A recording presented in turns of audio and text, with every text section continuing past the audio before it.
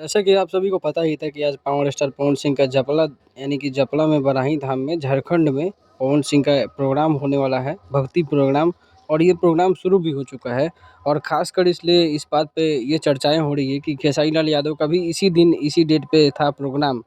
लेकिन खेसारी लाल यादव की टीम की तरफ से और भी न्यूज़ जो ऐसे सोशल मीडिया पर वायरल हो रही है, कमेंट सेक्शन चाहे हर जगह, उसे पता चल रहा है कि खेसारी लाल यादव का प्रोग्राम किसी कारण से कैंसिल कर दिया गया है या फिर रात में शेड्यूल कर दिया गया है, क्योंकि रात में कहीं उनका प्रोग्राम होगा, इसीलिए पावर स्टार पवन सिंह पहले ही दिन में चले गए हैं।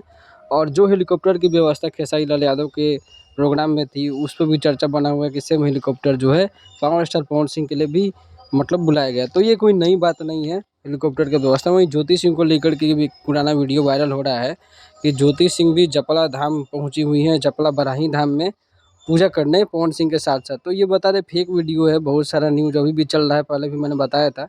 वीडियो अच्छी लगे सब्सक्राइब ज़रूर करना।